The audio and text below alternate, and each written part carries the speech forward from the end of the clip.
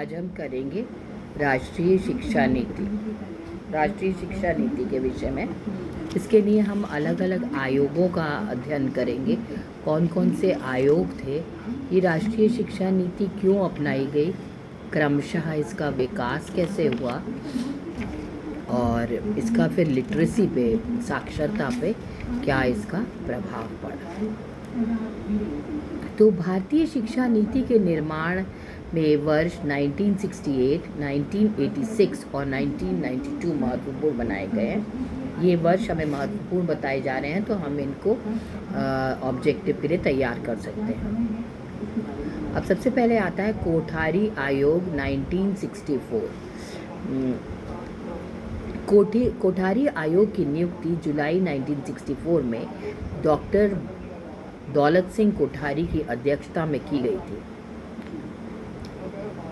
कोठारी आयोग भारत का ऐसा पहला शिक्षा आयोग था जिसने अपनी रिपोर्ट में सामाजिक बदलावों को ध्यान में रखते हुए, ये पहला शिक्षा आयोग है 1964 में, इसको हम ऑब्जेक्टिव के लिए तैयार कर सकते हैं। ये पहला ऐसा आयोग था जिसने अपनी रिपोर्ट में सामाजिक बदलावों को ध्यान में रखते हुए प्राथमिक शिक्षा, माध्यमिक शिक्षा, शिक्षा के लेवल्स हैं, प्राइमरी, सेकेंडरी और सेकेंडरी लेवल, प्राइमरी, सेकेंडरी और उसके बाद फिर हायर एजुकेशन का लेवल आएगा, उच्च शिक्षा का लेवल। तो कोठारी आयोग भारत का पहला ऐसा शिक्षा आयोग था जिसने अपनी रिपोर्ट में सामाजिक बदलावों को ध्यान में रखते हुए प्राथमिक शिक्षा और माध्यमिक शिक्षा और उच्च यानी विश्वविद्यालय की शिक्षा के महत्वपूर्ण सुझाव दिए। तो हम ये समझेंगे कि ये जो सुझाव कोठारी आयोग द्वारा दिए गए ये क्या थे। पहला, शिक्षा के अनिवार्य अंग के रूप में समाज और कार्य अनुभव को शामिल करने की बात कही गई। शिक्षा के अनिवार्य अंग के रूप में समाज सेवा और कार्य को, समाज सेवा को इम्पोर्टेंस यहाँ पे दी जा रही है। समाज, ये सेवा शब्द है आपके पीडीएफ में, इसमें मिसप्रिंट है। तो शिक्षा के साथ समाज सेवा को महत्वपूर्ण दिया गया। दूसरा पॉइंट कोठारी आयोग में कहा गया वो ये था कि माध्यमिक शिक्षा को व्यावसायिक बनाने पे बल दिया जाएगा। मतलब मिडिल स्कूल की जो एजुकेशन होगी वो व्यवसाय से लिंक करी जाएगी। 24 जुलाई 1968 को भारत की प्रथम राष्ट्रीय शिक्षा नीति घोषित की गई। तो ये वर्ष इम्पोर्टेंट की हैं। ये पहली घोषणा जो है शिक्षा नीति की, ये आ रही है 68। ये हम ऑब्जेक्टिव में तैयार, पहली घोषणा राष्ट्रीय शिक्षा नीति की 1968 में आ रही है।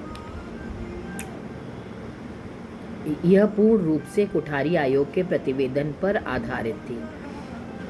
राष्ट्रीय शिक्षा नीति 1968, इसमें शिक्षा प्रणाली का रूपांतरण किया गया। 10+2+3 का सिस्टम शुरू किया। मतलब 10वीं क्लास तक पढ़े आदमी, फिर 12वीं तक पढ़े, फिर उसके बाद 3 साल का BA। हिंदी का संपर्क भाषा के रूप में विकास शिक्षा किया गया। मतलब हिंदी जो है उसको बढ़ावा दिया गया और विकास, भाषा के रूप में विकास, शिक्षा के अवसरों की समानता का प्रयास किया गया कि सबको शिक्षा का अवसर मिले और विज्ञान और तकनीकी शिक्षा पर बल दिया गया। नैतिक और सामाजिक मूल्यों के विकास पर जोर दिया गया। तो मॉरल एजुकेशन पर भी शिक्षा नीति पे विशेष तौर पर बल दिया गया। राष्ट्रीय शिक्षा नीति के बारे में हम पढ़ेंगे तो 1986 में पढ़ते हैं। राष्ट्रीय शिक्षा नीति 1986 में अखिल भारतीय स्तर पर एक समान शिक्षा का मॉडल प्रस्तुत किया गया। पूरे भारत पे एक तरह की शिक्षा नीति होगी, ये 1986 में कहा जा रहा है। इसमें केंद्र और राज्य सरकारों के बीच सहयोग की बात की गई कि सारे देश में एक सी शिक्षा नीति हो और केंद्र और राज्य सरकारों के बीच सहयोग हो। अब आता है उत्तरदायित्व। इसके मेन पॉइंट्स हैं पहला है कि शिक्षा सामग्री एवं प्रक्रिया को नई दिशा दी गई, कि शिक्षा की सामग्री सबको आसानी से मिल जाए। मूल्यांकन एवं प्रवेश पद्धति में सुधार किए गए, जो कॉपी जांचने का तरीका होगा उसमें सुधार लाए जाएं। तीसरा पॉइंट है शिक्षा में अधिक निवेश तथा शिक्षा प्रबंध का विकेंद्रीकरण। शिक्षा में गवर्नमेंट जो है इन्वेस्टमेंट अधिक करेगी, और विकेंद्रीकरण मतलब राज्यों में भी शिक्षा का डेवलपमेंट होगा। नेक्स्ट पॉइंट है 14 वर्ष से कम उम्र के बच्चों को निःशुल्क और अनिवार्य शिक्षा उपलब्ध कराने हेतु राष्ट्रीय अभियान प्रारंभ किया गया।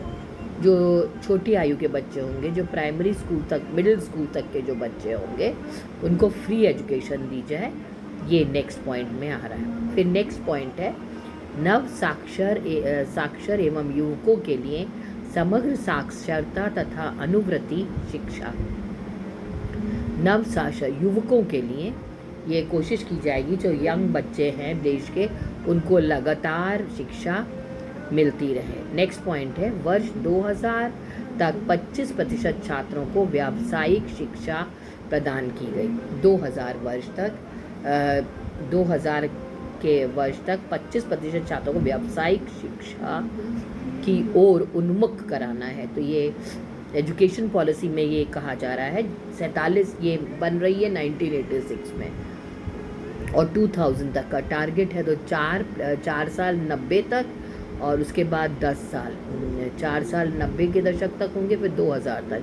तो 14 साल पहले ये कहा जा रहा है कि हम बच्चों को व्यावसायिक शिक्षा देंगे। इसके पश्चात प्राथमिक शिक्षा के क्षेत्र में केंद्र द्वारा कई योजनाएं प्रारंभ की गई। इनमें विद्यालय का माहौल सुधारने के लिए 1987 में ऑपरेशन ब्लैक बोर्ड आया। तो ये ऑपरेशन ब्लैक बोर्ड को भी हम तैयार कर सकते हैं अपने ऑब्जेक्टिव क्वेश्चंस के लिए। ये ऑब्जेक्टिव क्वेश्चंस के लिए ऑपरेशन ब्लैक बोर्ड,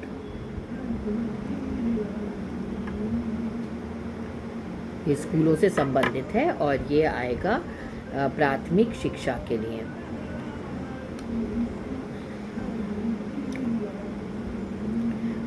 विद्यालय के बच्चों के पोषण की आवश्यकता को पूरा करने के उद्देश्य से मध्याह्न भोजन प्रारंभ किया गया।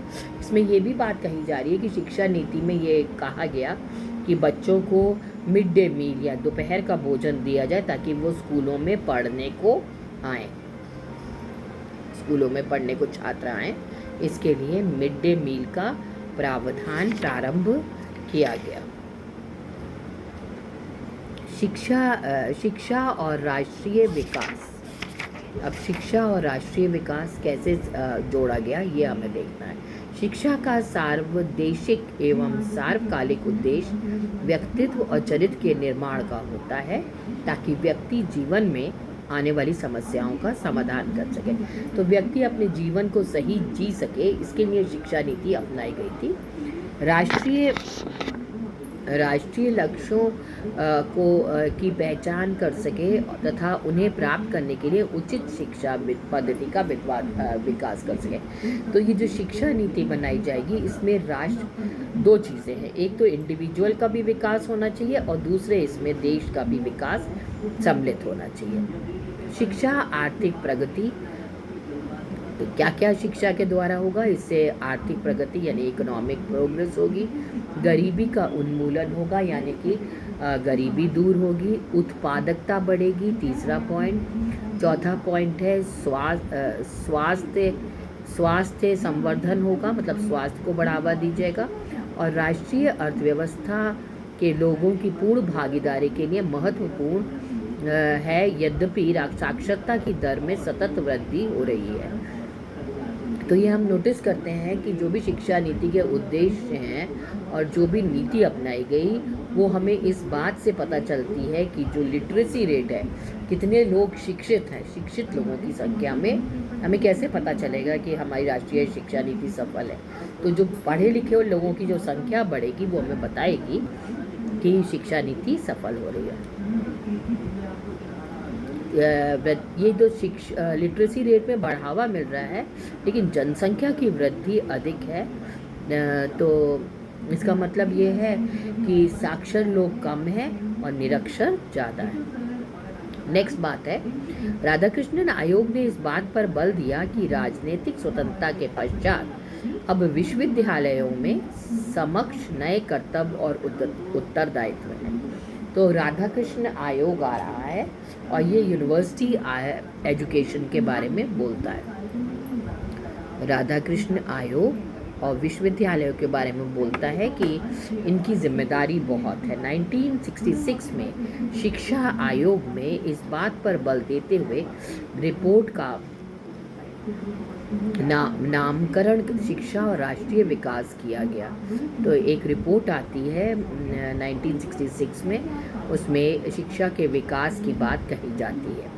आयोग ने शिक्षा की सभी समस्याओं को राष्ट्रीय विकास के संदर्भ में देखने का प्रयास किया गया। तो यहाँ पे हम जो भारत में 1966 में शिक्षा नीति मिल रही है उसमें देश के विकास और शिक्षा को जोड़ा गया है।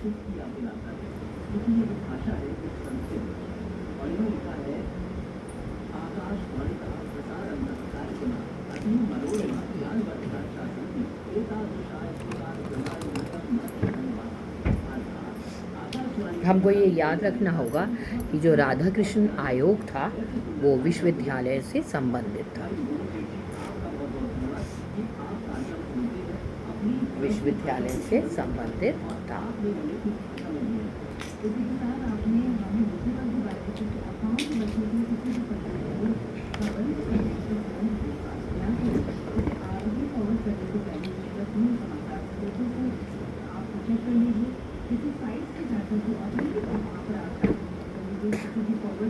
न्याय, स्वतंत्रता, समानता और बंधुत्व, ये चार बातें की भावना को समझते हुए प्रजातंत्र की क्रियाशीलता की शिक्षा का सबसे बड़ा राष्ट्रीय लक्ष्य है।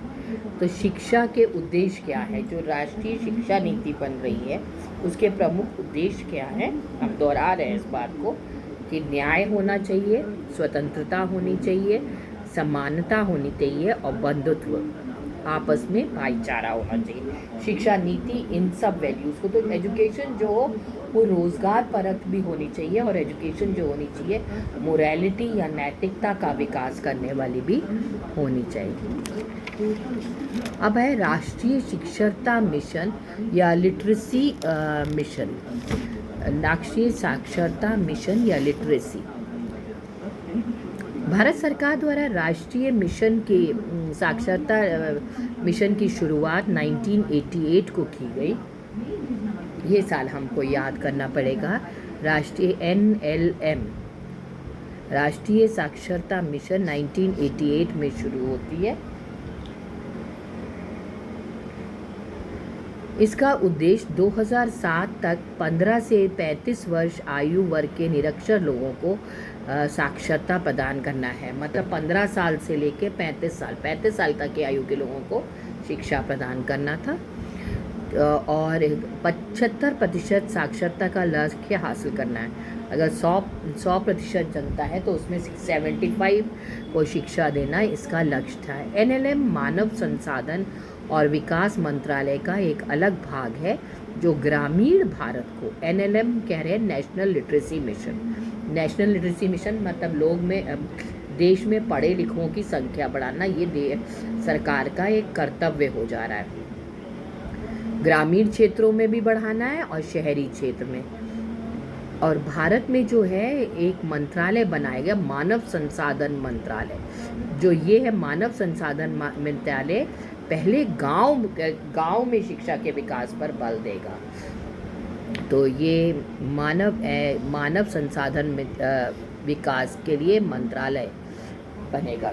मानव संसाधन का मतलब होता है ह्यूमन रिसोर्स, और क्योंकि अधिकांश भारत गांवों में है तो पहले गांवों में शिक्षा के विकास की बात की गई। तो राष्ट्रीय साक्षरता मिशन के क्या एम है ये हमारे सामने आ रहा है, इसके लिए मंत्रालय बन रहा है।